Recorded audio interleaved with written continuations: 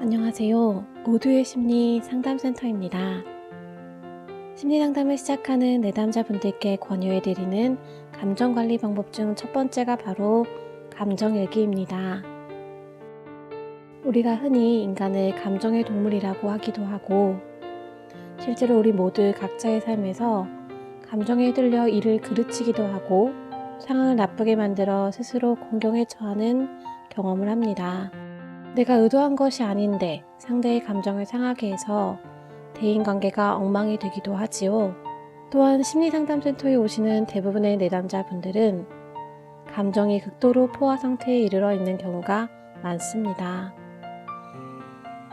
부정적 감정을 적절히 해소하지 못해 마음에 병이 된 것이지요.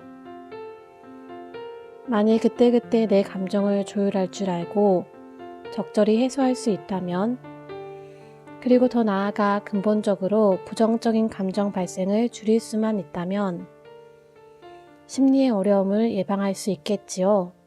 어떠한 상황을 접했을 때 내 마음속에서 일어나는 현상, 즉 희, 노, 애, 락, 애, 오, 욕과 같은 것이 곧 감정입니다. 같은 상황을 겪더라도 각자의 입장과 욕구가 다 다르기 때문에 감정도 다 다릅니다. 감정에는 긍정적인 감정도 많지만 여기서 우리가 다루고자 하는 감정은 심리적 장애를 일으키는 부정적인 감정들입니다. 그렇다면 감정은 왜 발생할까요? 내가 원하던 상황을 맞이했을 때 우리는 좋은 감정이 됩니다. 무덥고 습한 날 땀을 흘리며 지쳐 있는데 누군가 시원한 음료 한 잔을 건네줄 때, 내가 무거운 짐을 낑낑 들고 가는데 친구가 다가와 도와줄 때, 우리는 짜증과 괴로움에서 고맙고 행복한 마음으로 금방 바뀌게 되고 너그러워지지요. 반대로 부정적인 감정은 내가 원하지 않는 것을 마주하게 될 때, 나의 기본 권리를 빼앗기고 욕구가 억압당했을 때 나타나며, 이는 슬픔, 억울함, 분노, 비참함, 때로는 절망과 공포까지. 부정적인 감정의 그 끝은 사실상 죽음과 같습니다. 즉, 나의 바람과 상황이 불일치할 때 부정적인 감정이 나타나게 되고, 이 상태가 장기화되면 불안, 공황, 분노 조절 장애, 우울증 등 심리적인 증상으로 굳어지게 됩니다. 그래서 내가 현재 부정적인 감정이 많다고 느껴진다면, 그리고 감정 조율이 힘겹다고 여겨진다면 현재 나의 짐이 무겁다는 뜻입니다. 부정적인 감정으로부터 자유로워지고 나의 감정을 주관하는 능력을 기르고자 할 때 감정일기가 큰 효과를 발휘합니다. 우리는 모두 초등학교를 다니면서 일기를 써본 경험이 있습니다. 일기도 많은 종류가 있지요. 그림일기, 독서일기, 식사일기 등. 일기는 누구에게 보이기 위함이 아니기에 특정한 형식이 없이 자유로우며 솔직한 기록을 통해 나 자신의 반성과 발전을 이룰 수 있기도 합니다. 내 감정이지만 내 뜻대로 하기 힘듭니다. 내가 주체가 되어 감정을 관리하는 것이 아니라 도리어 감정이 주체가 되어 휘둘리고 있다면 나는 감정에 억압되어 있다는 뜻이기도 합니다. 이것을 인식하고 내 감정을 조율하는 능력을 가져 더 자유롭게 내가 원하는 삶을 만들어가기 위해 특별히 감정에 대한 일기를 작성해보는 것입니다. 무엇을 자유자재로 다룬다는 것은 그것에 대해 전문가가 되었다는 뜻입니다. 지식과 경험이 풍부하면 훤하게 들여다보이지요. 우리가 매일 감정을 느끼며 살아왔음에도 왜 이렇게 매번 감정 때문에 힘이 들까요? 이것은 내가 아직 감정에 대한 이해가 부족하기 때문입니다. 감정일기는 특별히 나의 감정과 감정에 따라 나타난 나의 행동, 그리고 나의 감정 패턴과 반복해서 나타나는 감정들에 대한 발견, 그리고 감정을 촉발시킨 원인을 분석함으로 감정을 객관화할 수 있습니다. 객관화하는 것은 감정에 휩싸여 자기 연민으로 감정과 하나 되어 있는 것이 아닌 나로부터 분리시킨 것이기에 관점을 달리해서 벗어나는 것입니다. 감정을 객관화하는 것은 나만의 주관적인 법칙이 아닌 객관적인 법칙, 육하 원칙으로 바라보므로 부정적 감정으로 인한 상처를 줄여갈 수 있습니다. 부정적 감정은 나의 욕구가 충족되지 못했을 때 생기는데 이 감정이 발생될 때의 나의 상황과 생각을 관찰함으로써 내가 무엇에 대한 욕구가 있는지를 알아차릴 수 있게 됩니다.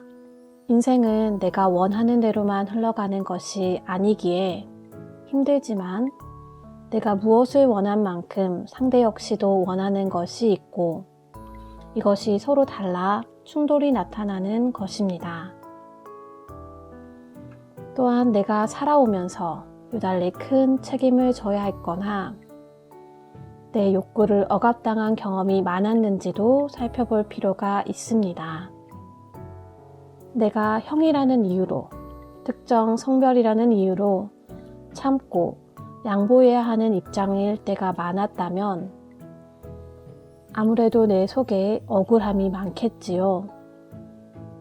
지나간 과거를 바꿀 수는 없지만 각자 상황 속에서 무엇을 요구했는지 이해할 수 있게 된다면 감정과 상황에 대해 객관성을 확보하고 피해자 입장이 아닌 보다 더 능동적인 삶의 태도를 만들어갈 수 있게 됩니다.